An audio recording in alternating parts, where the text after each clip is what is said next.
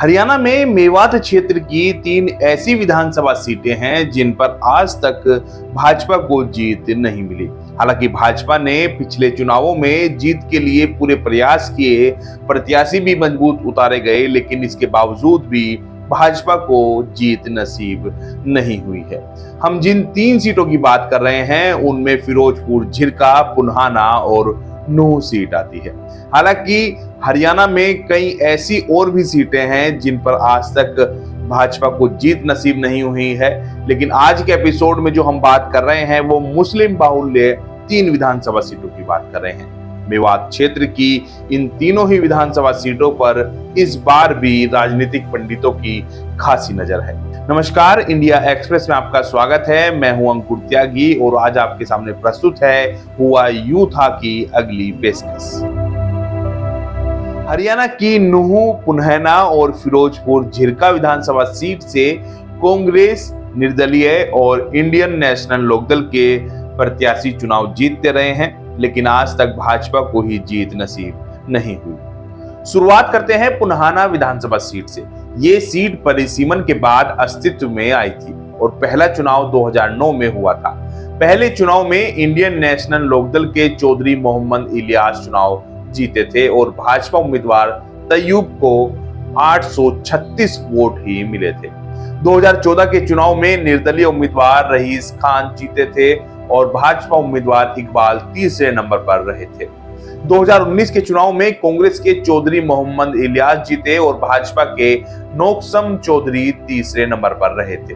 नौक्सम चौधरी वर्तमान में राजस्थान की कमान सीट से भाजपा के विधायक भी हैं। फिरोजपुर झिरका की बात करें तो 1967, 1968 और 1977 में दीन मोहम्मद ने जीत दर्ज की थी।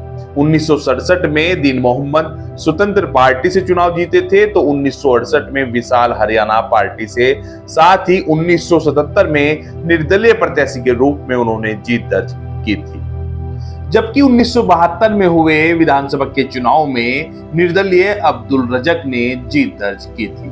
1977 में इस सीट पर उपचुनाव भी हुआ था। 1977 और 1982 में सकरुल्ला खान ने जीत दर्ज की थी। 1977 का चुनाव सकरुल्ला निर्दलीय जीते थे और 1982 में कांग्रेस के टिकट पर जीत दर्ज की थी।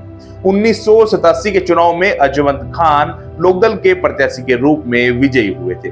1991 में सकरुल्ला खान इंडियन नेशनल कांग्रेस के उम्मीदवार के रूप में चुनाव जीते थे।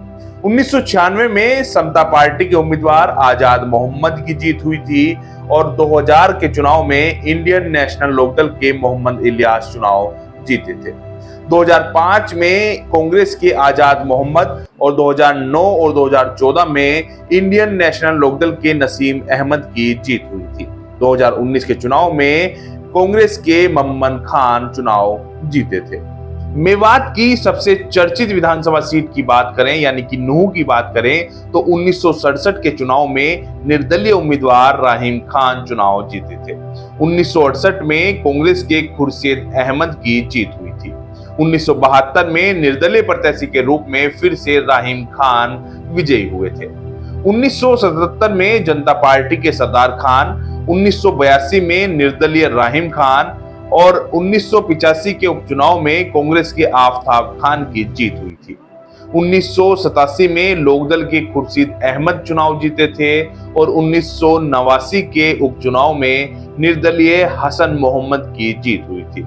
1991 के चुनाव में मोहम्मद इलियास कांग्रेस के उम्मीदवार के रूप में चुनाव जीत गए थे। 1996 में कांग्रेस के उम्मीदवार खुर्शीद अहमद चुनाव जीते थे तो 2000 के चुनाव में इंडियन नेशनल लोकदल के हामिद हुसैन की जीत हुई थी।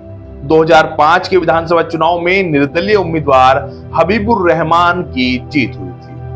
2009 के विधानसभा चुनाव में कांग्रेस के आफताब अहमद विजयी हुए थे तो 2014 के चुनाव में इंडियन नेशनल लोकदल के जाकिर हुसैन की जीत हुई थी।